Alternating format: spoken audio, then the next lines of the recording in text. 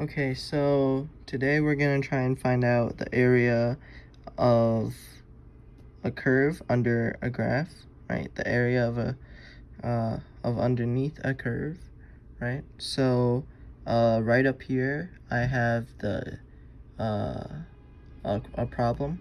It says sketch the graph of f of x equals 2x plus 5, and then find the area bounded by f of x, x-axis, and lines x equals 0 and x equals 2. So here I already drew it, right? I drew the thing, the graph, and then what we could see here, find the area bounded by f of x, x-axis, and the lines. We see a trapezoid, and we can find the area of a trapezoid by using this equation. The area of a trapezoid equals the first base plus the second base over 2 times the height, because it's a quadrilateral.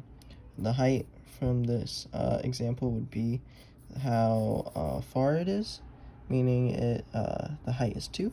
So when we solve this, we get 5 plus 9 divided by 2 times 2. These would just cross out, and the area would be 14. The third question, it's a little odd. Use 4 rectangles of equal bases and left and right endpoints of the given rectangles to approximate the area. So what we're gonna do now is we're gonna actually split the triangle, or the trapezoid, by 4. So this would be 0.5 and this would be 1.5, and then we would just make small rectangles, and we would name this A1, A2. Right. Going based off the height of the left side, we'll call this the left sum, because we're going off the height of the left rectangle. And basically we're gonna try and find the area of all these rectangles and add them up. We would get 1/2 of f of 0, because we're using the 0 side, plus 1/2 because that's the base, right? 0.5 to 1, that's a half of f of 0.5. And then this pattern just continues, so 1/2 of f of 0 plus 1/2 of f of 5 plus 1/2 of f of 1, and then plus 1/2 of f of 1.5. Okay, so yeah, we could solve for this, but we're not gonna. We're just gonna see that because we already have the area. However, this would not give us the exact area, because there are little gaps inside the rectangles, right? And that would mean that this would actually be less than 14. We would write this as the left side is under estimation, because f of x is increasing, and we are using left side. Okay, but then we could also use the right side, right? Use the right side, but then we would make a triangle outside of the bounds. So from here, we would make the triangles out of the bounds, because we're relying on the right side of this. So we do the right side,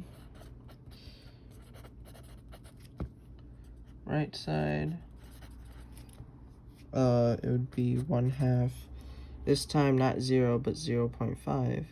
So 1/2 f of 0.5 plus 1/2 of f of 1 plus 1/2 of f of 1.5, and then 1/2 of f of 2. Now this would be overestimation because it's increasing. We are using the right side, so we would just write that. The right side is overestimation because f of x is increasing, and we are using right side,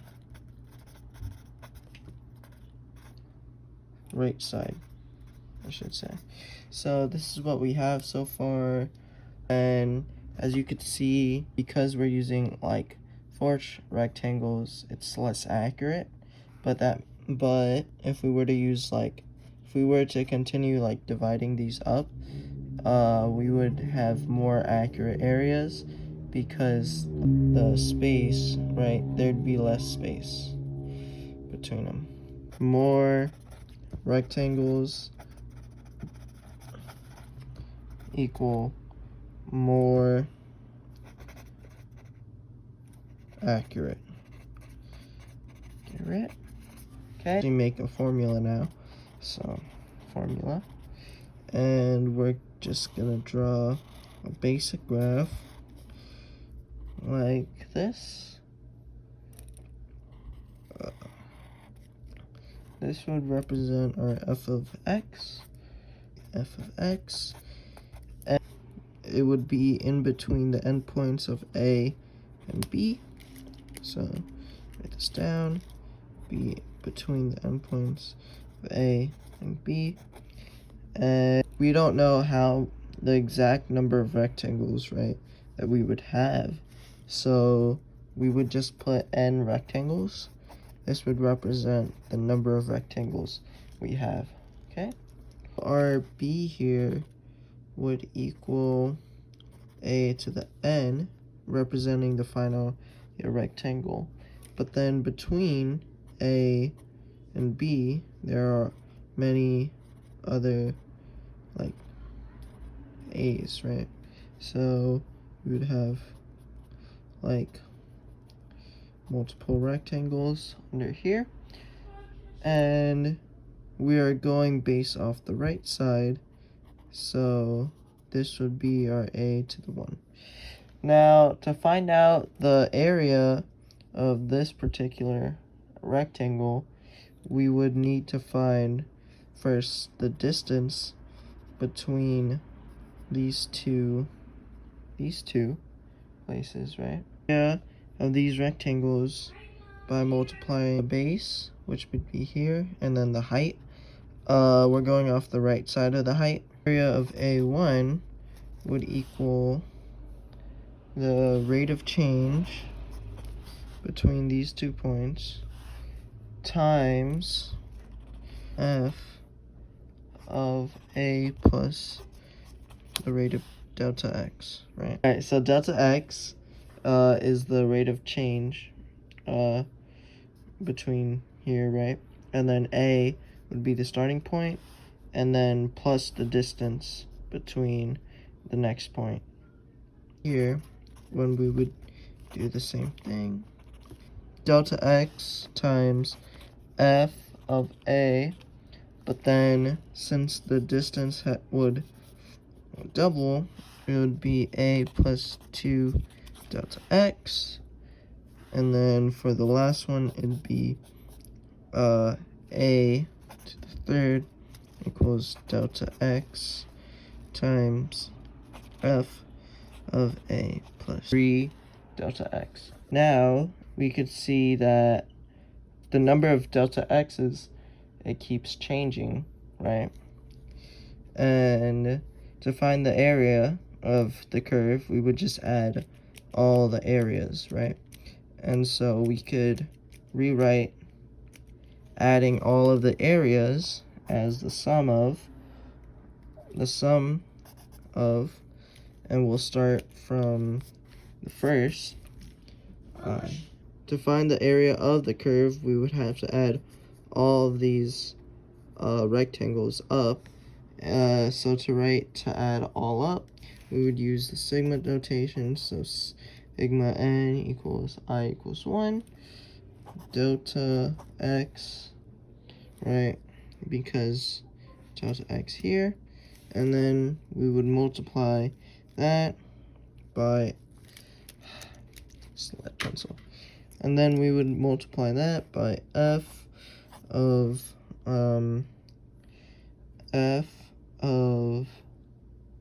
a, because our a hasn't changed. The only thing here that has changed is the amount of i's. So we'll write I delta x. And then we don't really know how many n's we have, and we also want to know we want as many n's as we can. So we're going to write the limit as n approaches to infinity. And that is the area of a curve. Right. F of x between x cubed, 0 and 1. Okay, so if we were to graph it, it would look something like this. This would be 1, this would be 1, and then area would look something like that, right? So the area here would definitely be less than the area of this square. The final distance minus the initial distance over n. So we can get 1 minus 0 over n, which is just 1 over n. Okay, so next, what we would have to do is we would have to find what f of a plus I over x is. So now we have to find f of a plus I delta x. So we're going to do, well, our a right here is just 0. And then we know what delta x is. So we do I times 1 over n. And then we get f equals I over n. Now we have our equation, f equal, this equals to f of I over n. So we're just going to plug in our equation from I over n to x. So f of I over n equals I over n cubed, which is I cubed over n cubed. And then now we're just going to plug into our equation. So limit as n approaches to infinity, n over n, sigma notation, I equals 1. We plug in the delta x, and then we plug in our I cubed over n cubed. And then we basically just solve for that. Then we get the equation, I cubed over n cubed, and n to the 4th. And then from there, we just rewrite it, distribute the n out, because that doesn't change. Then we have to put I cubed on the outside, and then we just multiply all this stuff. Sigma notation, I cubed is n squared of n plus 1 squared over 4. And then when you distribute this stuff out, you'll get n to the 4th on the top. And then at the bottom, we have 4n to the 4th.